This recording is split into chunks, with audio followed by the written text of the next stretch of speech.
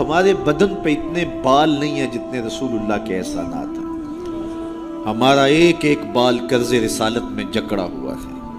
خدا شناسی تو بڑی دور کی بات ہے، ہم خود شناس بھی نہیں تھے. ہمیں تو اپنے آپ کا بھی نہیں پتا تھا کہ ہم کون ہیں. اور مجھے بتاؤ، جس کو یہ بھی نہ خبر ہو کہ میں کون ہوں، اس کے پلے ہوتا کیا؟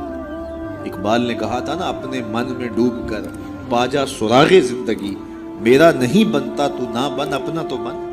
اور یہ اپنا بھی نہیں تھا، اسے پتہ ہی نہیں تھا، اسے شعور ذات ہی نہیں تھا، اسے خود آگہی کا نور ہی نصیب نہیں ہوا تھا. تبھی تو انسان ہو کے، اشرف المخلوقات ہو کے، درختوں کو، پتھروں کو، حشرات الارض کو، چوپایوں کو اپنا معبود سمجھتا تھا. انسان کی پیشانی کہاں کہاں رسوا نہیں، درختوں کی جڑوں کو اس نے سجدہ کیا.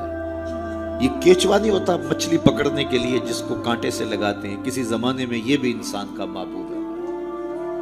پتھروں کو اس نے معبود سمجھا، بہائم کو، چوپایوں کو، لٹکتے پھلوں کو، برستی بارش کے قطروں کو معبود سمجھتا رہا، بادل کو معبود سمجھتا رہا، تنکوں کو، حشرات الارض کو، بہتے پانیوں کو، جلتی آگ کو اور چلتی ہواؤں کو اپنا معبود سمجھتا رہا. اسے یہ نہیں پتا کہ میں ہوں کون. اے تماشا گاہ عالم روئے تو کجا بہرے تماشا می روی. دنیا تجھے ڈھونڈنے نکلی ہے، تو کس کی تلاش میں ہے؟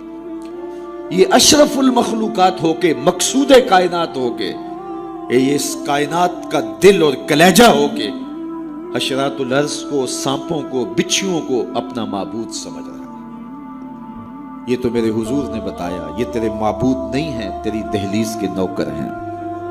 ان درختوں کو پوچھتا ہے، یہ تو تجھے چھاؤں فراہم کرنے کے لیے، آکسیجن دینے کے لیے، تیرے ایندھن کے کام آنے کے لیے، تیرے ذوق نظر کی تسکین کے لیے، تجھے پھل فراہم کرنے کے لیے پیدا کیے گئے. ان جانوروں کو پوچھتا ہے، یہ تو تیری سواری کے لیے، بار برداری کے لیے، تجھے دودھ اور گوشت کی ضروریات فراہم کرنے کے لیے پیدا کیے گئے. یہ چاند، سورج، ستارے، اجرام فلکیہ، یہ تیرے معبود کیسے ہو سکتے ہیں؟ یہ تو تیری راہوں میں روشنی اجالنے کے لیے پیدا کیے گئے. نہیں تو دیکھ، یہ انگلی اٹھتی ہے اور چاند ٹکڑے ہو کے قدموں میں آتا ہے، سورج پلٹ کے اثر کے وقت پہ آتا ہے، اور سڑیاں کھجوراں اگا جاندا ہے، اور پتھراں نو کل میں پڑا جاندا. قطرے کو سمندر، ذرے کو ستارہ کرتے ہیں، کونین کو خم آ جاتا ہے جب زلف سوارا کرتے ہیں. اب انسان کی آنکھ کھلی کہ میں کون ہوں، کہ یہ پوری کائنات. درختوں کو پوچھتا ہے، جا میں نہیں، تو ہی کہہ دے تمہیں اللہ کا رسول بلا رہا ہے. اللہ اکبر. درخت شاخوں کے بل اپنے آپ کو گھسیٹتے ہوئے سلامی دینے حاضر ہو جاتے.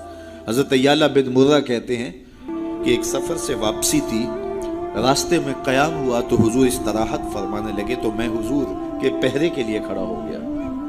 دور صحرا میں ایک درخت تھا، وہ ہلنے لگا، پھر جڑوں سمیت اکھڑا اور شاخوں کے بل اپنے آپ کو گھسیٹتا ہوا میرے برابر آ کے کھڑا نہیں ہو جاتا.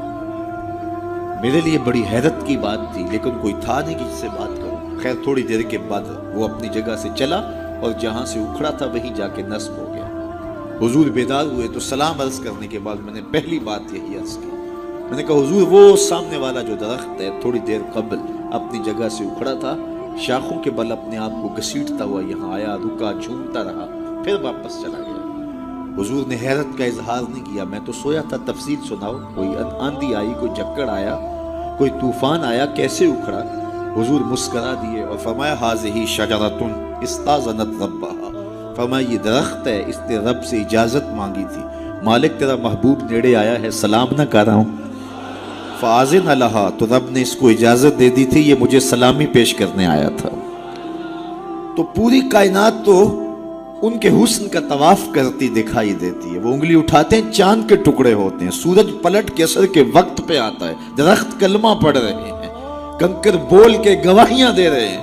اب انسان کی آنکھ کھلی کہ میں جن کو معبود سمجھتا تھا یہ تو ہمارے گرد طواف کر رہے ہیں. اب اس کی آنکھ کھلی، اب شعور سنبھلا، اور اب وہ سمجھنے لگا کہ میں کون ہوں، اپنی حیثیت سے اب آگاہ ہوا.